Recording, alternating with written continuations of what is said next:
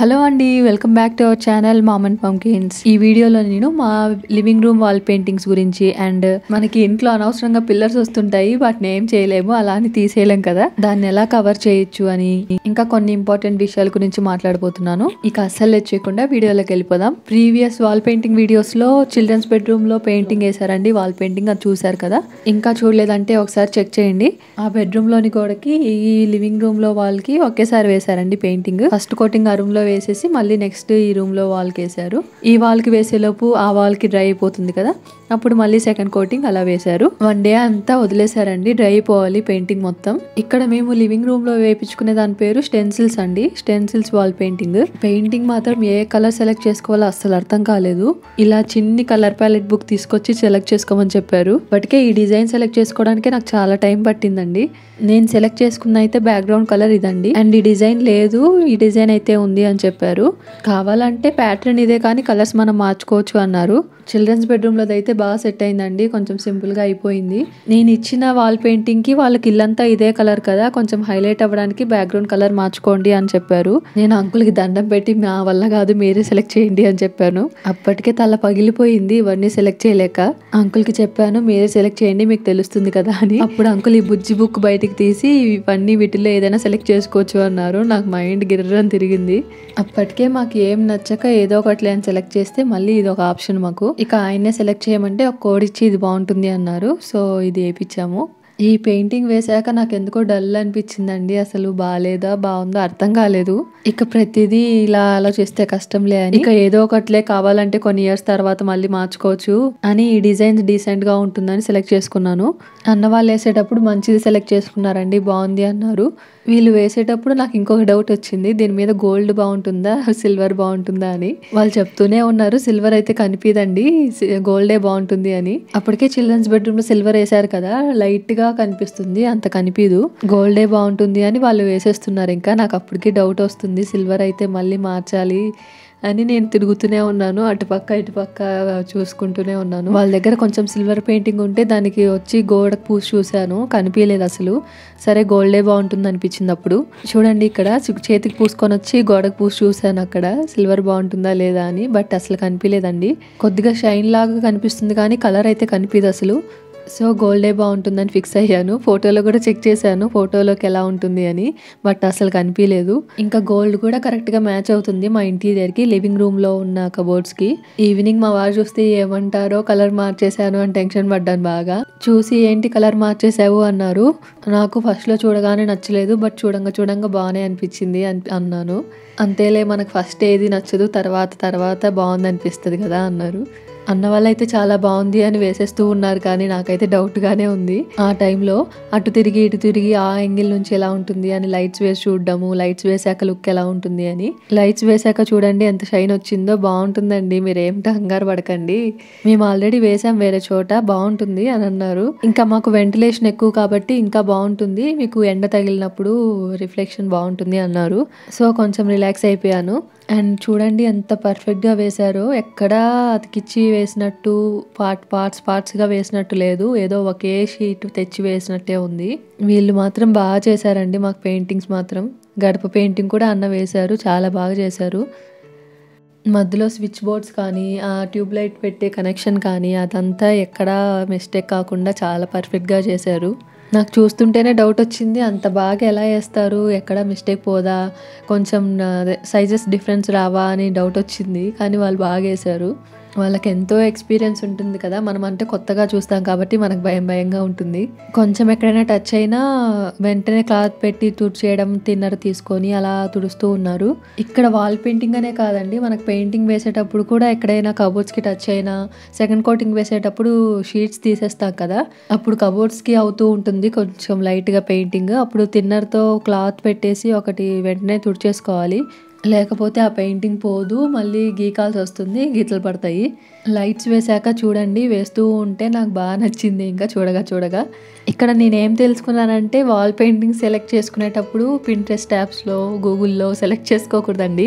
ఎందుకంటే వాళ్ళు wall papers అర్థం కాదు, వాల్ పెయింటింగ్స్ అర్థం కాదు. వాల్ పేపర్స్లో డిజైన్స్ వేరండి, అవి ఎలా అయినా ప్రింటే కదా, ఎంత మంచిగా 3D అయినా ఎఫెక్ట్ అయినా ఏదైనా చేసుకోవచ్చు. బట్ వాల్ పెయింటింగ్స్ అలా కాదు కదా. నేను సెలెక్ట్ చేసుకున్నది వాల్ పెయింటింగ్ అనుకోని అది ఇదే కావాలని చెప్పి ఒక పెయింటింగ్ అడిగానండి.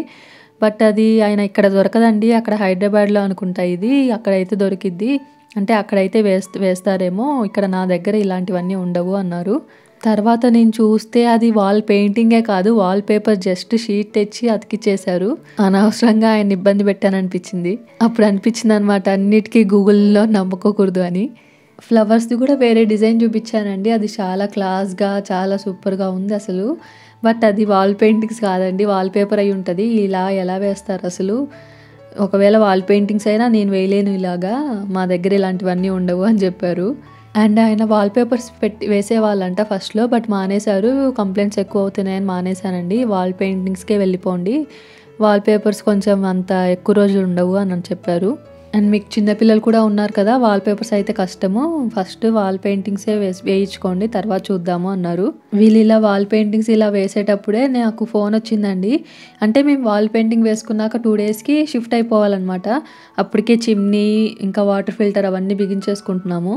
నేను వీడియో రికార్డ్ ఆపకుండా ఇలా పెట్టేసి వెళ్ళిపోయాను. పాపం ఆపకుండా హాఫ్ వరకు వేశారండి, అప్పటికే 2 అవర్స్ పట్టింది అనుకుంటా. ఈ వీడియో నేను 5x స్పీడ్లో చూపిస్తున్నానండి, అది కూడా హైపర్ ల్యాప్స్ వీడియోని మళ్ళీ 5x స్పీడ్లో చూపిస్తున్నాను. వాళ్ళు ఎంతో జాగ్రత్తగా ఓపిక్గా చిన్నగా వేశారు. ఇంకా ఇక్కడ వాటర్ ఫిల్టర్ వాళ్ళు వచ్చారు కదా, నేను వెళ్ళిపోయి ఈ పాతింటి నుంచి కొత్త ఇంటికి షిఫ్ట్ చేయాలి కదా వాటర్ ఫిల్టర్ని, అక్కడ నుంచి తీసుకొని రావడానికి వెళ్ళాము. ఒకేసారి సర్వీస్ కూడా చేయించేసుకొని క్యాండిల్స్ మార్పించుకుందాం అనుకున్నాము. లేదంటే మేమే తెచ్చి పెట్టేసుకునే వాళ్ళము, ఒకేసారి సర్వీస్ చేస్తే అయిపోతుంది కదా. అంటే వాటర్ ఏరియా మారితే వాటర్ మారుతాయి కదా, హార్డ్నెస్ ఎక్కువ అండి ఇక్కడ వాటర్లో. సో చెక్ చేయించుకొని వాటర్ ప్రీ ఫిల్టర్ పెట్టించుకోలేదు ఇప్పుడు దాకా, సో ప్రీ ఫిల్టర్ పెట్టించుకోవడానికని సపరేట్గా పిలిపించుకున్నాము. హడావిడైపోయిందండి. చిమ్నీ వాళ్ళు కాల్ చేశారు, అప్పుడు పెడతామండి చిమ్నీకి వస్తాము అని.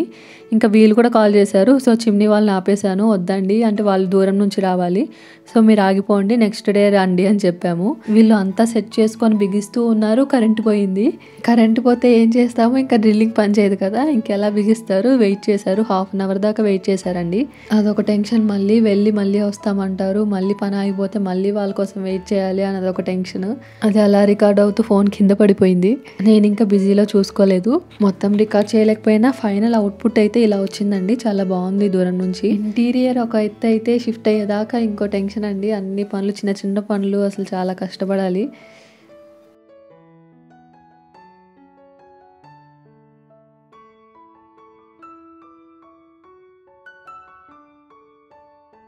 నేను రీసెంట్ వీడియోలో చెప్పాను కదండి డేటా పోయింది అని, అందులో ఈ పిల్లర్ పెయింటింగ్ కూడా పోయింది. ఇక్కడ పిల్లర్ వచ్చింది కదా, దీన్ని కవర్ చేయాలి అని చెప్పి నాకు ఒక ఐడియా వచ్చింది. సో టెక్స్చర్ పెయింటింగ్ వేయించుకున్నాము. దీనికి కొన్ని కోటింగ్స్ వేస్తారు. అలా మొత్తం కంప్లీట్ అయ్యాక ఫ్రేమ్స్ పెట్టుకుంటే బాగుంటుంది, ఫోటో ఫ్రేమ్స్ కానీ ఏదైనా సీనరీ కానీ పెట్టుకుంటే బాగుంటుంది. అంటే ఒకేలాగా ఉండాలి, సైజ్ అంతా ఒకేలాగా ఉండాలి, అలాంటివి వరుసగా పెట్టుకుంటే బాగుంటుందని చెప్పి ఇలా వేయించుకున్నాను. ఫస్ట్ అయితే టెక్స్చర్ ప్యాటర్న్లో రావడానికి పుట్టితో వేశారు, తర్వాత దానిపైన మళ్ళీ పెయింటింగ్ వేస్తున్నారు. దానిపైన మళ్ళీ గోల్డ్తో అద్దుతారండి, జస్ట్ రోలర్తో రోల్ చేస్తారు. ఇంకా వేరే కలర్స్ కూడా వేయించుకోవచ్చు, కానీ మా బెడ్రూమ్కి కలర్ మ్యాచ్ అవ్వాలి కదా. మనకైతే చాలా కలర్సే నచ్చుతాయి, కాపర్ అంటాము, గోల్డ్ అంటాము, సిల్వర్ అంటాము, బట్ బెడ్రూమ్లో మాకు ఇదే మ్యాచ్ అయింది. ఇలా వచ్చిందండి ఫైనల్గా అయితే. దీనిపైన ఫోటో ఫ్రేమ్స్ ఏవైనా పెట్టుకోవచ్చు, చిన్నపిల్లలు కాబట్టి ఇంకా ఏం పెట్టలేదండి. అండ్ అలా ఒకే సైజులో ఉన్నవి కూడా ఏం లేవు, తర్వాత ప్లాన్ చేయాలి అదంతా. నాకు ఫస్ట్ అయితే ఇది నచ్చిందండి, బట్ కలర్ డిఫరెంట్గా అయిపోతుందేమో అనిపించింది. లేదంటే బ్యాక్గ్రౌండ్లో డార్క్ పింక్ వేసుకోవాలి, బట్ వద్దనిపించింది. నెక్స్ట్ కిడ్స్ బెడ్రూమ్లో పిల్లలకి కూడా ఇలా వేసుకోవచ్చు, బట్ అన్న వాళ్ళు వద్దన్నారు. మీదంతా డీసెంట్గా ఉందండి, ఎత్తి కొట్టిద్ది, వద్దు ఇలా పిచ్చిగా ఉంటుంది, ఆల్రెడీ వేసాము అంత బాగోదు అన్నారు. నెక్స్ట్ క్రాకరీలో ఇలా ఫ్యామిలీ ట్రీ వేయించుకోవచ్చు, బట్ గోడలు ఏం ఖాళీ లేకుండా మొత్తం పెయింటింగ్స్తో కబోర్డ్స్తోనే నిండిపోతే బాగోదు, ఏమొద్దు ఇలాగే వదిలేయండి అని చెప్పాను. ఏది చెడగొట్టుకోకుండా ఇలా ప్లాన్ చేసుకున్నాను. వీడియో నచ్చితే తప్పకుండా ఒక లైక్ చేయండి. ఇప్పుడు దాకా మన ఛానల్ని సబ్స్క్రైబ్ చేసుకోకపోతే తప్పకుండా సబ్స్క్రైబ్ చేసుకొని బెల్ ఐకాన్ క్లిక్ చేసి ఆల్లో పెట్టుకోండి, మన వీడియోస్ ఏవి మిస్ అవ్వరు. Thank you so much for watching అండి, బాయ్ బాయ్.